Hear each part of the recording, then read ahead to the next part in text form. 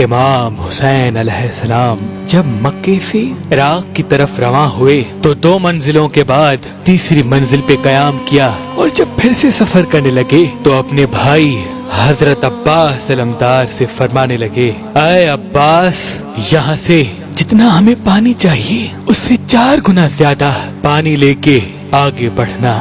غازی عباس دستے ادب کو جوڑ کے عرض کرنے لگے، اے میرے آقا، آگے منزل قریب ہے اور ہمیں پانی کی ضرورت بھی نہیں، 4 گنا پانی کیوں؟ امام حسین علیہ السلام نے فرمایا، عباس، تھوڑا ہی آگے ہمیں پانی کی ضرورت ہوگی۔ جناب عباس نے امام حسین کی آواز پہ لبیک کہا اور 4 گنا زیادہ پانی لے کے آگے بڑھنے لگے تو کچھ ہی دیر میں امام حسین نے اپنے ساتھیوں سے کہا، فلاں سمت کی طرف دیکھو، کوئی آ تو نہیں رہا؟ آپ کے ساتھیوں نے فرمایا، اے ہمارے آقا، شاید دور درخت لگے ہوئے ہیں۔ امام حسین نے فرمایا، نہیں، یہ فوج یزید کے نیزے ہیں، گھوڑے ہیں اور ہزاروں سپاہی ہیں جو ہماری طرف آ رہے ہیں۔ بس جیسے ہی فوج یزید نے امام حسین اور ان کے خاندان کو چاروں طرف سے گھیرا، امام حسین دیکھیں کہ فوج کا ہر ایک فرد بے انتہا پیاسا ہے اور ان کے جانوروں کی زبانیں سوکھی ہوئی ہیں۔ امام حسین نے فرمایا، عباس، جو پانی میں نے ذخیرہ کرنے کے لیے تمہیں دیا وہ اس لشکر کو پلاؤ۔ غازی عباس نے یزید کی فوج کو پانی پلایا اور جو پانی بچا وہ ان کے جانوروں کو پلایا۔ اس یزیدی فوج کا جو سپہ سالار تھا اس کا نام حر ابن یزید رہائی تھا۔ اتنے میں نماز کا وقت ہوا۔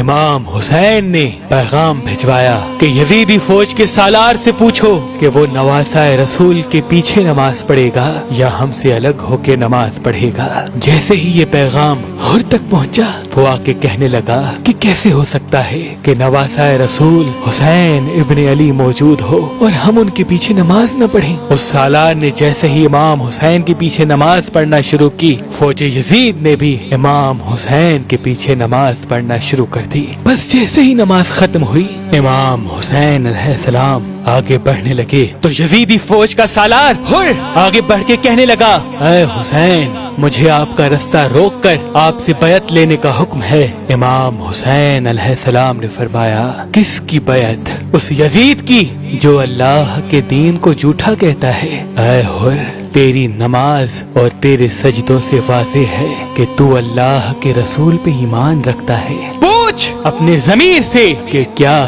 تو دل سے یزید کی بیعت کرتا ہے، اسلام کو جھوٹا سمجھتا ہے؟ میرے نانا اللہ کے رسول حضرت محمد مصطفیٰ صلی اللہ علیہ وآلہ وسلم کی نبوت سے انکار کرتا ہے؟ وہ نظریں جھکانے لگا۔ اتنی دیر میں امام حسین جیسے ہی آگے بڑھے تو حر آگے بڑھ کے امام حسین کے گھوڑے کی رکاب کو پکڑتے ہیں۔ امام حسین نظروں کو اٹھا کے فرماتے ہیں، اے حر، کیا چاہتے ہو کہ تمہاری ماں تمہارے غم میں روئے؟ حر پھر سے نظریں جھکانے لگا اور کہنے لگا، اے فاطمہ کے بیٹے، اگر آپ کی ماں فاطمۃ الزہرا رسول اللہ کی بیٹی نہ ہوتی تو میں بھی کچھ کہتا۔ امام حسین نے حر کی نگاہوں کو دیکھا کہ اس کے دل میں آل رسول کا عشق ہے۔ پھر آپ فرمانے لگے، اے حر، ہمارے ساتھ چلو، ہم اپنی منزل پہ خود رکیں گے۔ اور کی اتنی مجال نہ تھی کہ امام حسین کو کچھ کہہ سکے، اور یوں امام حسین اور ان کا خاندان اور پیچھے پیچھے فوج یزید چلتے چلتے ایک جگہ آ کے رک گئے۔ امام حسین نے چاروں طرف دیکھا، جناب عباس سے فرمایا، عباس جاؤ پوچھو اس زمین کو کیا کہتے ہیں؟ لوگوں نے کہا، نینوا کہتے ہیں، ماریا کہتے ہیں۔ ایک بوڑھا آ کے یہ فرمانے لگا کہ اس قافلے کو کہو کہ یہاں سے چلا جائے، کیونکہ اس زمین کو کرب و بلا کہتے ہیں، یہ زمین مصیبتوں کی زمین ہے۔ امام حسین علیہ السلام نے فرمایا، اس زمین کا مالک کون ہے؟ آس پاس کے لوگ جو اس زمین سے تعلق رکھتے ہیں آنے لگے۔ پھر بنی اسد کے لوگوں سے 60,000 درہم دے کے اس زمین کو خرید کیا اور جناب عباس سے فرمایا، عباس، خیمے نصب کرو۔ یہ خبر جب یزید اور ابن مرجانہ تک پہنچی کہ ہماری فوج کا سالار حر امام حسین کے ساتھ ادب سے چل رہا ہے، یہ کیسے اس کو قتل کرے گا، تو عمر بن سعد اور شمر سے کہا کہ جاؤ ہزاروں کی فوج لے کے حسین حسین کو چاروں طرف سے گھیر لو اور ہر کو اپنے عہدے سے ختم کر دو، مجھے حسین کا سر چاہیے۔ تاریخ نے لکھا اس فوج نے آتے ہی سب سے پہلا حکم نافذ کیا کہ آل رسول کی خیام نہر سے ہٹائے جائیں۔ غازی عباس نے جلال دکھایا، امام حسین نے فرمایا عباس صبر کر، میرے نانا نے مجھے پہلے ہی بتایا تھا کہ ہمارے خون سے اسلام بچے گا۔ دنیا نے رسول اللہ کے خاندان کی شجاعت تو دیکھی ہے، اب رسول اللہ کے خاندان کا صبر دیکھے گی۔ نہر سے خیام کو ہٹایا گیا اور 7 محرم کو امام حسین کا پانی بند کیا گیا۔ جیسے ہی 7 محرم سے 8 محرم 9 محرم تک حضرت حر نے دیکھا کہ سب سے پہلے رسول کے نواسے کا رستہ میں نے روکا ہے، کیا منہ دکھاؤں گا اللہ کے رسول کو، کیا منہ دکھاؤں گا ان کی بیٹی کو جب روزے محشر اللہ مجھ سے سوال کرے گا، حسین کے قاتلوں میں میرا نام آئے گا۔ اور جناب حر اپنے خیمے میں سنتے ہیں کہ امام حسین کی خیام سے معصوم بچے ہائے پیاس ہائے پیاس اللہ تش کی صدائیں بلند کر رہے ہیں۔ جناب حر اپنے سر کو پیٹتا ہے اور چیخ کے روتا ہے کہ اے اللہ مجھے معاف کرنا۔ بس جیسے ہی 10 محرم کا سورج طلوع ہوتا ہے اپنے بیٹے سے کہتا ہے کہ میرے ہاتھ کو رسیوں سے باندھ اور مجھے میرے آقا حسین کی خدمت میں لے کے چل۔ امام حسین علیہ السلام کے قدموں میں بیٹھ کے جناب حر فرماتے ہیں اے نواسہ رسول، اس غلام کو معاف کرنا، میں آپ کے قدموں پہ قربان ہونا چاہتا ہوں، میں آپ کے قاتلوں میں شامل ہونا نہیں چاہتا۔ امام حسین علیہ السلام نے جناب حر کو دیکھ کے فرمایا اے حر، رہتی دنیا تک میرے چاہنے والے تجھے سلام کریں گے کہ تو دنیا کی دولت کو ٹھکرا کے رسول اللہ کی شفاعت پانے کو چلا ہے۔ اے حر چلا جا، میں نے تمہیں معاف کیا۔ جناب حر رو کے کہتے ہیں میں آپ کے قدموں پہ قربان ہونا چاہتا ہوں۔ جیسے ہی جناب حر کو اجازت ملی، آپ کا بیٹا کہنے لگا اے میرے بابا، یہ مجھ سے برداشت نہیں کہ میں زندہ رہوں اور میرا بابا میرے سامنے شہید ہو جائے، پہلے اجازت مجھے دیجیے کہ میں میدان میں جاؤں۔ جیسے ہی جناب حر کے بیٹے کو اجازت ملی، آپ میدان میں گئے اور شیر کی طرح حملہ کیا۔ فوج یزید حیرت سے پوچھنے لگی کہاں یہ لاکھوں کی فوج اور کہاں یہ معمولی سا بچہ، کیوں مرنے کے لیے آئے ہو؟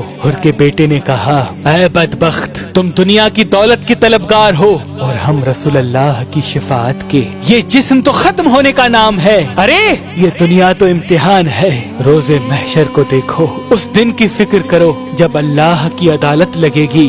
بس یزیدی فوج نے حملہ کیا اور کافی دیر جناب حر کا شہزادہ لڑتے لڑتے جب زخموں کی تاب نہ لا سکا، زمین کربلا گرا۔ جناب حر اپنے بیٹے کو دیکھ کے میدان کی طرف دوڑتے ہیں۔ جیسے ہی اپنی بیٹے کی لاش کو آئے تو دیکھے امام حسین علیہ السلام حر کے بیٹے کے سر کو اپنی گود میں رکھ کے پیار کر رہے ہیں۔ جناب حر زمین پہ بیٹھ گئے اور فرمانے لگے اے ہمارے آقا، یہ غلام زادہ ہے۔ امام حسین نے فرمایا اے حر، اولاد کا زخم دنیا کا سب سے بڑا زخم ہوتا ہے، کبھی کسی باپ کو جوان بیٹے کا لاش اٹھانا نہ پڑے۔ اے حر تو تکلیف نہ کر، تیرے بیٹے کی لاش ہم اٹھائیں گے۔ بس جناب حر بھی میدان میں آ کے شیر کی طرح کہنے لگے اے ظالموں، دیکھو میں تمہاری فوج کا سالار تھا، لیکن میرا ضمیر مجھ سے جھنجھوڑ کے کہنے لگا کہ یہ حسین جنت کا سردار ہے۔ اللہ کے رسول نے فرمایا تھا کہ میرے حسین کا خیال رکھنا، اس کو تکلیف نہ دینا۔ اے لوگو، یہ رسول اللہ کا خاندان ہے، اے لوگو ان کی رگوں میں رسول اللہ کا خون بہتا ہے، کیوں اپنے مقدر میں دوزخ کو لکھتے ہو؟ خدا کی قسم، یزید کی دولت، یزید کی طاقت اللہ کی طاقت کے سامنے کچھ بھی نہیں۔ اتنے میں شمر اور عمر بن سعد کہنے لگے کہ کہیں یہ ہماری فوج کو باغی نہ کر دے، جاؤ حملہ کرو، اور چاروں طرف سے جناب حر کو گھیر لیا۔ جناب حر شیر کی طرح فوج یزید کو فنار کرتے رہے اور بالآخر فوج یزید نے تیروں کی بارش جناب حر پہ کر دی اور یوں 250 کا لشکر اکٹھا ہو کے جناب حر پہ ٹوٹ پڑا۔ بس ایک طرف تیروں کا لگنا تھا، دوسری طرف اس فوج کا حملہ تھا۔ جناب حر زمین کربلا کو آئے اور امام حسین علیہ السلام کو آخری سلام پیش کرنے لگے۔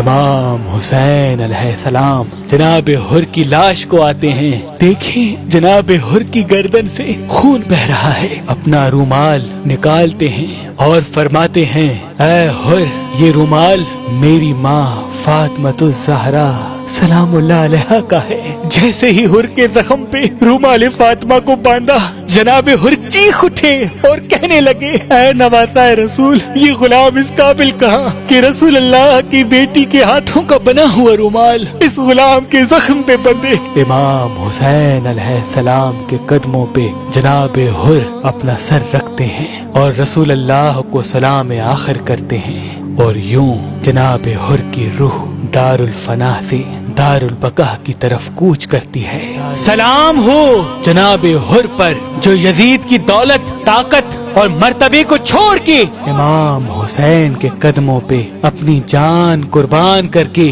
जन्नत तक आ पहुँचे, अपनी जान कुर्बान करके जन्नत तक आ पहुँचे।